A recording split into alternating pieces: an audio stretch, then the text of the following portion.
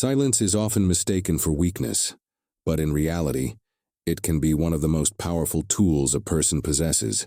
In today's world, constant noise, endless talking, and the pressure to speak up quickly make silence appear like a forgotten art. Yet the Stoics, a school of philosophy founded more than 2,000 years ago, taught that choosing not to speak can sometimes be far stronger than any words. Zeno of Citium, the founder of Stoicism, captured this truth in his sharp statement, "It is better to trip with the feet than with the tongue." He meant that while a physical stumble may cause temporary pain, words spoken in haste can inflict lasting damage on one's relationships, reputation, and peace of mind. If we reflect honestly, how many times have we regretted something we said in anger or in a rush? These moments of regret reveal why silence, consciously chosen, can become a discipline that strengthens both our character and our control over life's challenges.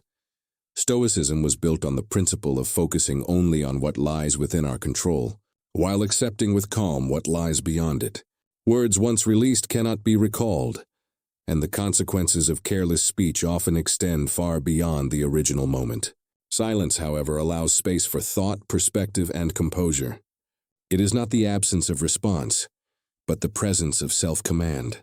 To remain quiet in situations where anger, vanity, or fear would push us to speak is to affirm that we are not slaves to impulses. In this sense, silence becomes an act of freedom, because it shows we govern ourselves rather than being driven by emotion. The Stoics saw philosophy not as abstract theory, but as daily practice, and silence was one of the simplest yet most demanding exercises they recommended. Consider how silence functions in conflict. A heated exchange escalates because both sides feel the need to win with words, to strike back instantly. If one party chooses silence instead, the cycle of escalation often breaks. Anger loses momentum when it has no response to feed on. What looks like passivity is in fact strategy. By refusing to add fuel, the silent person maintains control of the encounter and avoids words they may later regret. Marcus Aurelius, the philosopher-emperor, advised himself repeatedly to avoid being carried away by passions and to remember that external events are less harmful than our reactions to them. Silence is the physical expression of that insight. The value of silence also appears in less confrontational but equally important settings. In conversations dominated by boasting or self-promotion, silence communicates confidence. The person who does not rush to outshine others reveals that their self-worth does not depend on external validation. Silence in this case is not withdrawal, but a statement of inner security.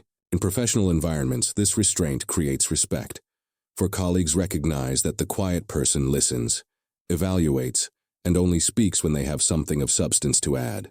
Words gain weight precisely because they are not wasted. Another dimension of silence relates to learning. The Stoics believed wisdom comes from observation and reflection, more than from constant talking. When we remain quiet, we open space to listen, to absorb, and to see clearly.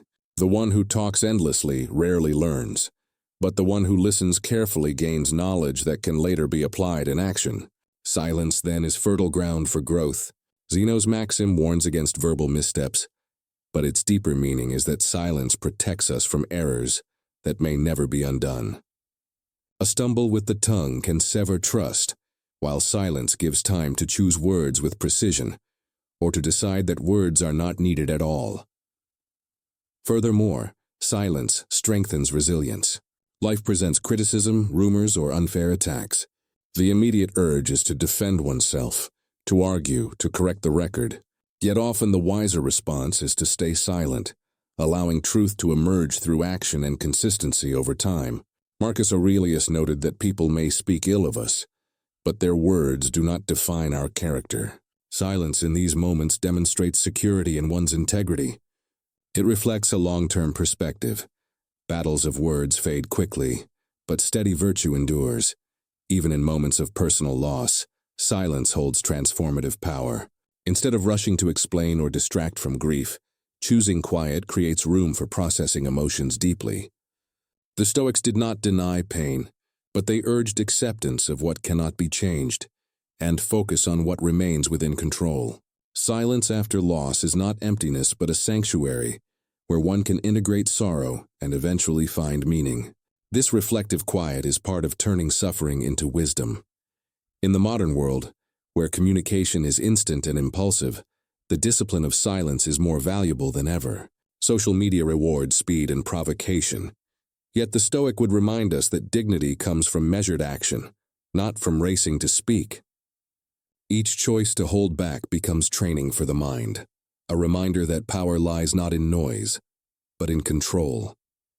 We can think of silence as a shield, protecting us from the harm of reckless words, and as a sword, cutting through vanity and anger by refusing to engage. Ultimately, silence is not weakness, cowardice, or withdrawal. It is a deliberate act, a choice that reflects strength, clarity, and confidence. By practicing silence, we reclaim authority over ourselves in a world that constantly pushes us to react. The Stoics understood that the calm within is far more decisive than the storms outside. To trip with the tongue can cost friendships, trust, and peace. To choose silence is to stand firm on solid ground.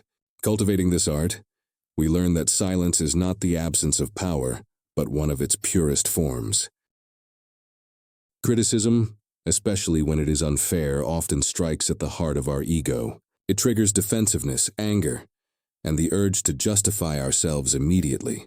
Yet the Stoics taught that pain is not caused by the event itself, but by the way we interpret it. Marcus Aurelius captured this truth in his Meditations. If you are distressed by anything external, the pain is not due to the thing itself, but to your estimate of it. And this you have the power to revoke at any moment. This principle turns unfair criticism from a threat into an opportunity. When we are judged harshly or inaccurately, we are presented with a chance to display composure, dignity, and strength of character. Instead of retaliating with words, Stoicism suggests that silence paired with thoughtful action can be the most persuasive answer. Imagine leading a project at work.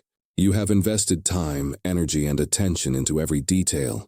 Yet during the presentation, your manager singles out flaws harshly, even in areas where the critique is not accurate. The natural impulse would be to defend yourself immediately, pointing out the misjudgment. But such a reaction often escalates conflict, places you in a defensive posture, and distracts from the value of your work. A Stoic response would be different. Remain calm, listen without interruption, filter the criticism to extract whatever is useful, and discard what is clearly baseless. By doing so, you demonstrate both humility and control, while protecting your inner peace. Later, you may refine your work or quietly let the results speak louder than rebuttals. This restraint is not weakness, but a strategic expression of self-mastery. Epictetus emphasized that external judgments are beyond our control. What matters is how we respond. If someone speaks falsely about you, their words do not alter your competence or your integrity. They reflect the speaker's perspective, not reality. By separating the words from your sense of self, you create the freedom to evaluate calmly. Is there any element of truth hidden in the unfairness? If so, treat it as a gift for improvement. If not, allow it to pass without reaction. Either way, silence preserves dignity while preventing unnecessary conflict. Over time, the consistency of your work and behavior becomes the most reliable defense. This practice requires training, for the ego resists silence. Yet every time you choose not to argue, you strengthen inner discipline. The Stoics believed philosophy should be lived, not merely discussed. To remain calm in the face of unjust criticism is one of the clearest demonstrations of philosophy in action. Words are cheap. Composure is rare. In a world filled with constant self-promotion and reactive defensiveness, the individual who responds with thoughtful silence stands apart. Their very restraint communicates confidence. They have no need to defend themselves because they trust their character and their actions to testify on their behalf. Consider also the broader influence this behavior can have. In professional settings, leaders who respond to unfair criticism with calmness earn respect from colleagues. Their silence signals strength rather than insecurity. It sets a tone of maturity, discouraging petty disputes, and creating a culture where issues are addressed constructively instead of emotionally. In personal life, choosing not to lash out when misunderstood often prevents damage to relationships. Many conflicts grow not from the original problem, but from the words exchanged in heated reactions. Silence removes that fuel, allowing space for reconciliation or for the truth to surface naturally. Marcus Aurelius advised against wasting time arguing about what a good man should be, saying instead, "Be one." This insight applies directly to unfair criticism. Do not attempt to convince others with endless explanations that you are competent, honorable, or good. Show it through your consistent behavior. A nod, a quiet acceptance, and steady action toward improvement carry more weight than lengthy justifications. Over time, results silence critics more effectively than arguments ever could. Another angle to consider is the effect on the self. Unfair criticism often provokes inner turmoil, self-doubt, resentment, and frustration. By embracing silence, we create a buffer between the external event and our internal response. That pause allows the mind to reframe the situation, to recognize that our worth is not determined by another's words. This is the essence of Stoic resilience, the ability to maintain tranquility regardless of external judgments. Just as the sea remains deep beneath the surface waves, so too does the Stoic remain calm beneath the noise of criticism. Examples throughout history illustrate the power of this approach. Great leaders, thinkers, and reformers have endured severe criticism, sometimes slander or ridicule, yet their choice to remain composed gave them moral authority. Abraham Lincoln faced relentless attacks during his presidency, yet he often chose patience and silence, focusing instead on the task of preserving the Union. His restraint earned respect that endured long after the criticisms faded. The Stoics would argue that his silence was not merely tactical, but philosophical, an embodiment of focusing on what lies within control. In practical terms, anyone can apply this lesson daily. When criticized unfairly, pause before responding. Ask yourself, does reacting serve my goals or does it simply satisfy my ego? Can I extract something useful from these words? If the answer is yes, integrate it and be grateful. If not, let the words dissolve into nothingness, for they have no power unless you grant it. By doing this repeatedly, unfair criticism becomes less a source of pain and more a training ground for self-mastery. Ultimately, silence in the face of unjust criticism is not a retreat, but a form of active strength. It aligns with the Stoic principle of directing energy inward, shaping the self, rather than battling endlessly with others' opinions. To absorb the sting of unfair judgment without retaliation is to prove that your peace of mind cannot be stolen. Over time, this discipline turns criticism from a wound into a whetstone, sharpening your resilience and refining your character. The one who masters silence in such moments not only protects their dignity, but also inspires respect, proving that true power is not in the noise of defense, but in the calm of self-command. Boasting, though often harmless on the surface, presents a subtle challenge to our sense of self. When someone speaks at length about their salary, possessions, or accomplishments, it stirs a familiar temptation to respond in kind, to match their story with one of our own. This instinct is deeply human, rooted in the desire for recognition and respect. Yet the Stoics warned against the trap of comparison, teaching that true worth is measured not by external validation, but by inner integrity. When faced with boastful talk, silence becomes a profound statement. It says without words that your self-respect does not depend on winning an invisible contest. To remain quiet, to smile, and to observe is not weakness. It is confidence refined by wisdom. The reason this response carries such power is that it reflects independence from external approval. Epictetus reminded his students that everything beyond our own will, wealth, reputation, status, belongs to the realm of fortune, not virtue. To chase equality in boasting is to chase shadows. The Stoic instead grounds himself in what cannot be taken away: character, discipline, and action. By choosing silence when others brag, you affirm that your sense of value is anchored in something deeper than the changing tides of status or possessions. This calm restraint demonstrates an authority that no amount of boasting can overshadow. Consider the dynamics of a networking event. One person dominates the conversation with stories of promotions and lavish vacations. The usual reaction might be to feel diminished, to search for a comparable achievement to share, or to subtly exaggerate your own successes. But what happens if you simply listen, nod politely, and refrain from countering? In that quiet, you demonstrate security. Others notice that you are not drawn into competition, that your composure does not waver in the face of ego-driven display. This silence can even shift the atmosphere, reducing tension and redirecting the conversation toward more meaningful exchanges. Words withheld at the right moment carry as much influence as any eloquent speech. Marcus Aurelius urged himself to avoid the vanity of applause, reminding that the approval of others is fleeting. The opinion of 10,000 men is of no value if none of them know anything about the subject, he wrote. Boasting thrives on this craving for external approval, but silence robs it of fuel. The boaster speaks into a void, their words losing impact when not met with competition. Instead of an exchange of egos, the room is left with the contrast, one person clinging to status, another radiating calm assurance. This quiet distinction often leaves a stronger impression than any boast could achieve. Practical benefits arise as well. In professional environments, responding to boasting with restraint marks you as someone who prioritizes substance over show. Colleagues grow to respect the one who speaks less, but delivers consistently. In personal life, relationships remain healthier when not reduced to a contest of who has more. Friendships founded on authenticity cannot thrive in an atmosphere of constant comparison, but they can be preserved by the humility of silence. By refusing to compete, you subtly shift the focus from rivalry to connection.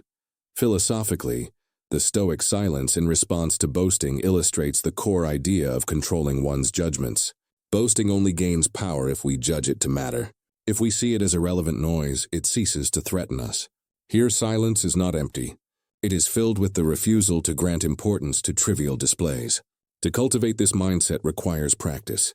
Each time you hear boasting and resist the urge to counter, you weaken the hold of vanity over your mind.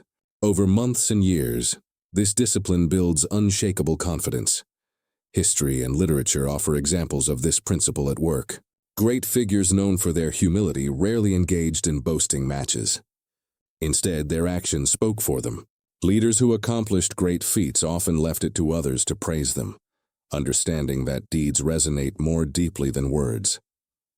This pattern reflects an eternal truth. Self-worth displayed in action carries permanence, while self-worth proclaimed loudly often fades with the echo. It is also important to note that silence does not mean withdrawal or disdain. The Stoic silence is active, not contemptuous. It listens fully, acknowledges politely, and refrains from competing while maintaining inner stability. This kind of silence cultivates respect because it does not belittle others, nor does it elevate oneself artificially. It is a balanced posture, grounded in the recognition that real value does not require advertisement. In the end, facing boasting with silence is an exercise in freedom. It frees us from the exhausting cycle of comparison, from the insecurity that demands recognition, and from the illusion that our worth rises or falls with others' opinions. By embracing silence, we practice the essence of Stoicism, to focus on what lies within our control, our attitude, our actions, our virtues, and to let go of what lies outside it. When others boast, let them.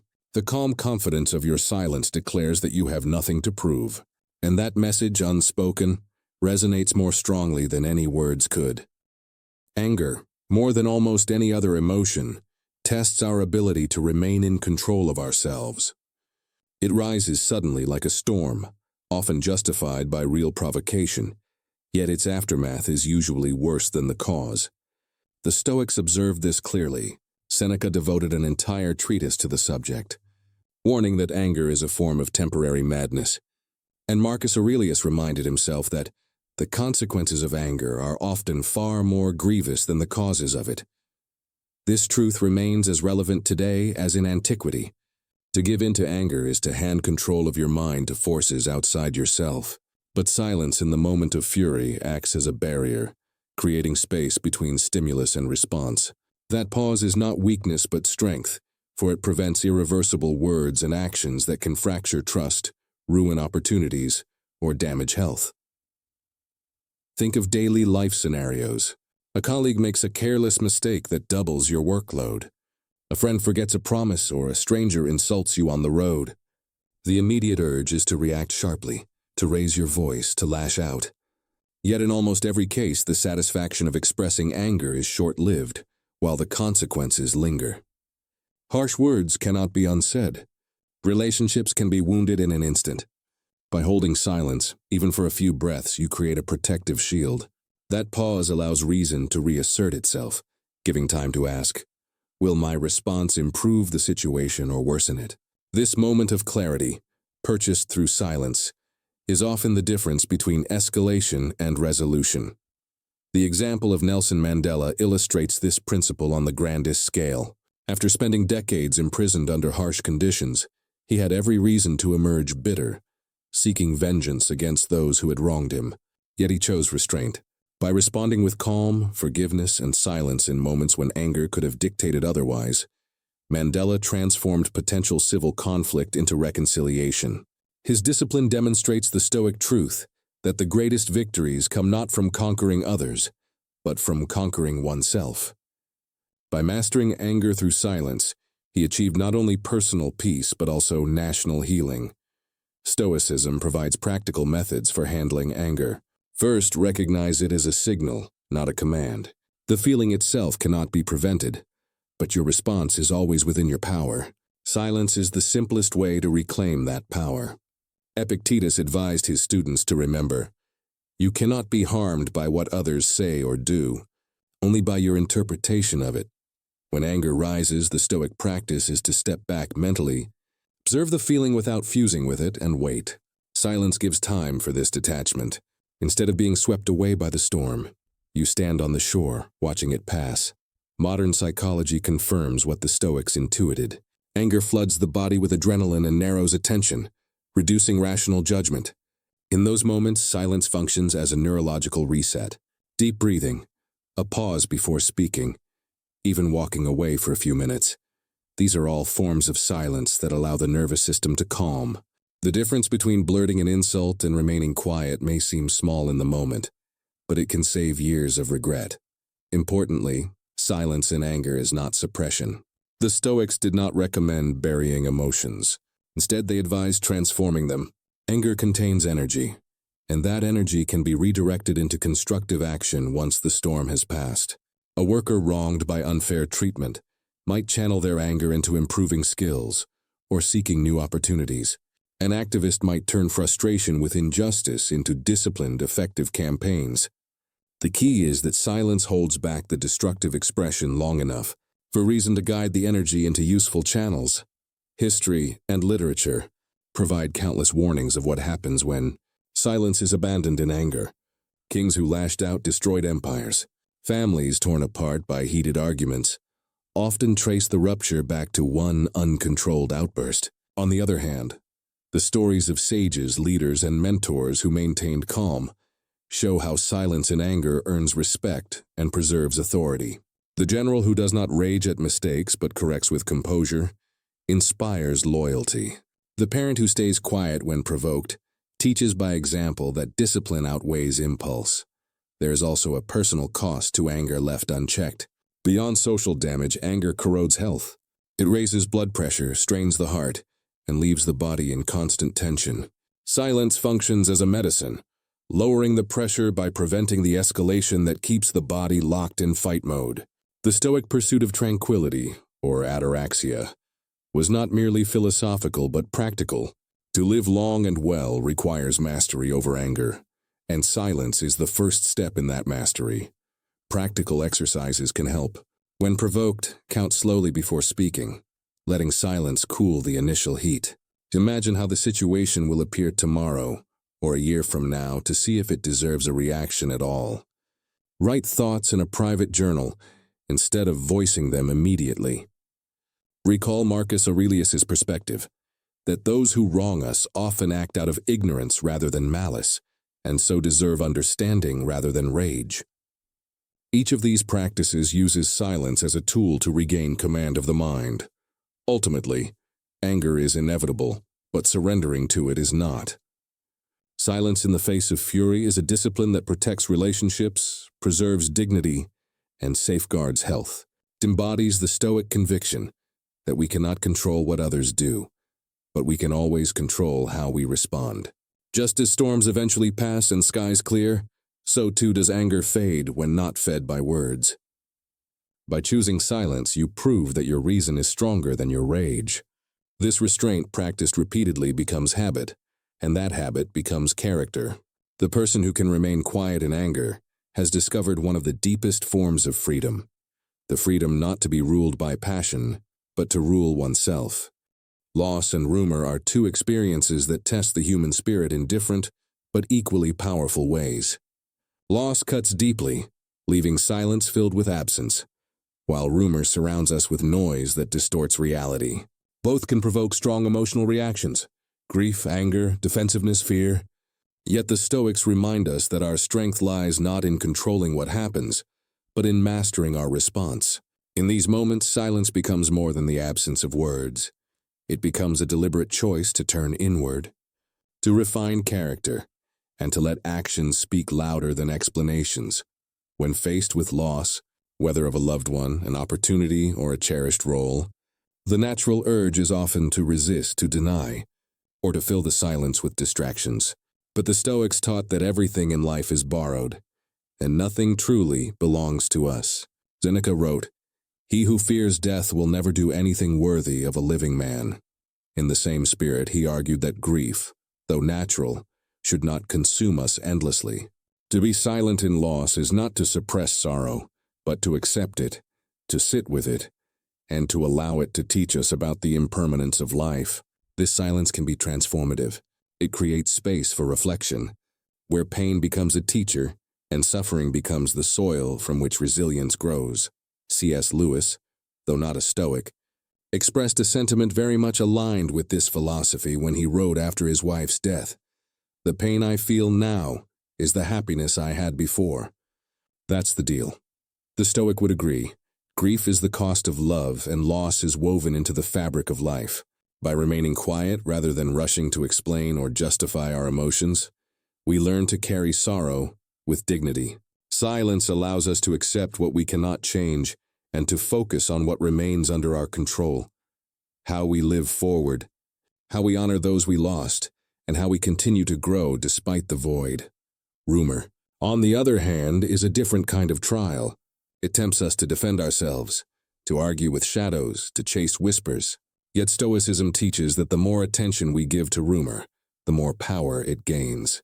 Marcus Aurelius offered a simple but profound alternative.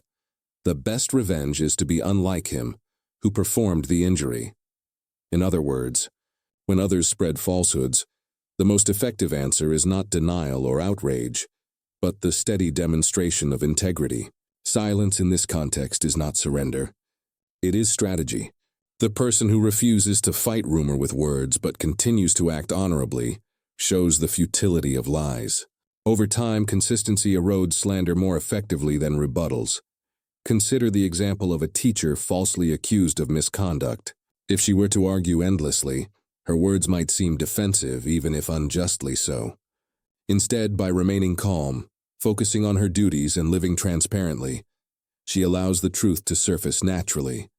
As no evidence appears and her behavior remains above reproach, the rumor withers. This is the Stoic response. Let time and character reveal the truth while silence protects dignity. Epictetus taught, "If evil is spoken of you and it is true, correct yourself. If it is false, laugh at it." Both outcomes require little speech but much self-command. The same principle applies in daily life. Falsehoods circulate in workplaces, families, and communities. Each time we hear something untrue about ourselves, we face a decision: engage in endless rebuttals or remain silent and continue living with integrity. The Stoic path chooses the latter. Words fade quickly, but actions endure.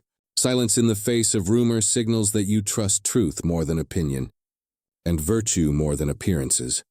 What unites the experiences of loss and rumor is that both force us to confront what lies outside our control. We cannot bring back the lost, nor can we stop every whisper, but we can always choose how we respond. Silence allows us to focus inward, to preserve our peace, and to act with clarity rather than reaction. In grief, silence provides the space to process and grow. In rumor, Silence becomes the proof of confidence and strength. Modern life makes this discipline even more essential. In an age of constant communication, rumors spread faster than ever, and losses are shared publicly in ways that amplify pain. To choose silence amid such noise is countercultural. It demonstrates courage and independence. People expect immediate responses, explanations, and defenses. The Stoic instead embodies calm, allowing dignity to speak louder than noise. Ultimately, silence in these trials is a form of transformation.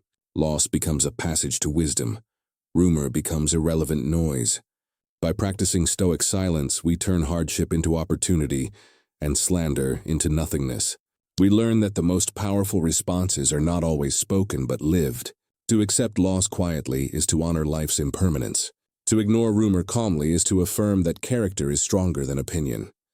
And in both, we prove that silence, far from weakness, is the deepest expression of strength.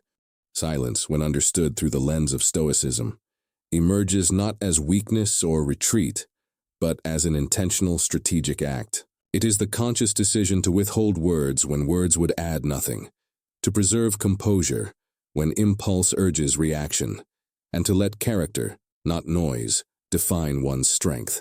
To practice silence in this way is to embody self-mastery, a quality the Stoics regarded as the very essence of virtue.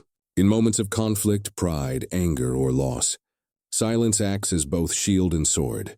It guards the mind against harm while cutting through confusion with clarity.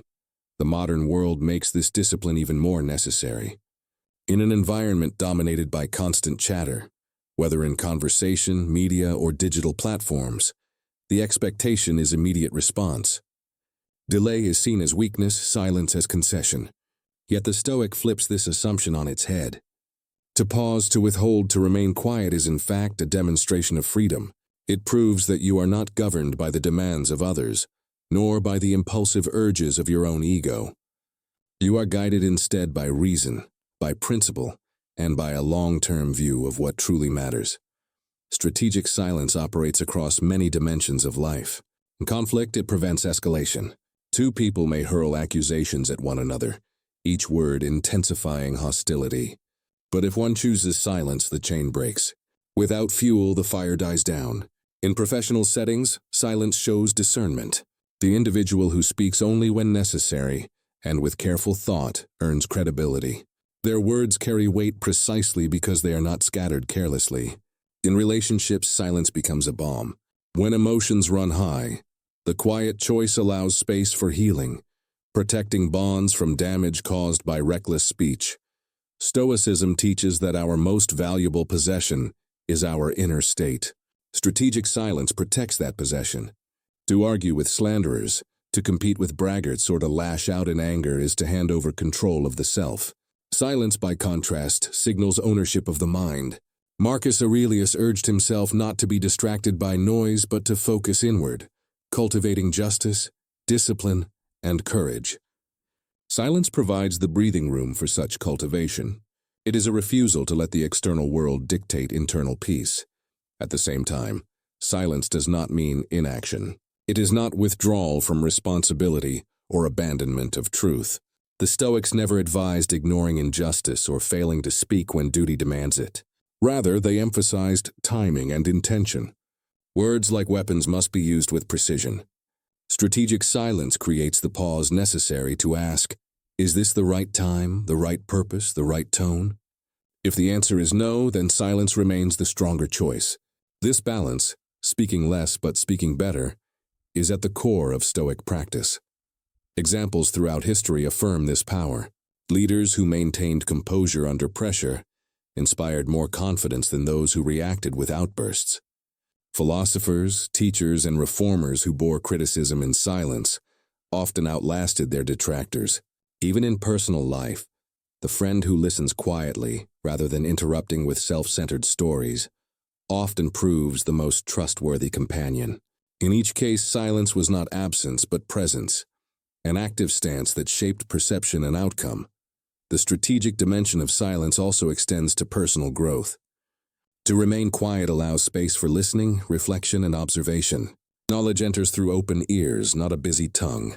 Zeno's maxim, that tripping with the tongue is worse than tripping with the feet, reminds us that hasty words can inflict wounds deeper than any stumble. Silence ensures that when we do speak, it is with accuracy, intention, and wisdom. This practice gradually transforms not only how others see us, but how we see ourselves, as people less ruled by impulse, more guided by principle. Practical application of this idea requires discipline. One exercise is to pause before replying in any charged situation, whether in conversation, email, or social media. Another is to set aside times of deliberate quiet, moments each day to withhold speech and reflect inwardly. A third is to recall the question, does this need to be said, and if so, must it be said now? Each of these habits cultivates strategic silence until it becomes natural. The reward is profound. A person who practices Stoic silence carries themselves with calm strength. Their presence is marked not by loud claims, but by steady assurance. They are difficult to provoke, difficult to manipulate, and impossible to disgrace through rumor or insult. Their silence speaks louder than noise, for it reveals mastery of self. In the end, silence is not merely a tool for avoiding conflict or hiding vulnerability. It is a philosophy of engagement with life itself. In a noisy world, choosing when not to speak is as important as knowing what to say. Stoic silence, properly practiced, is both protection and power. It turns criticism into growth, boasting into irrelevance, anger into composure, loss into reflection, and rumor into nothingness. It is the mark of one who is truly free. And so, the next time you are pulled toward reaction, ask the question the Stoics leave us. Is silence the stronger choice? More often than not, the answer will be yes.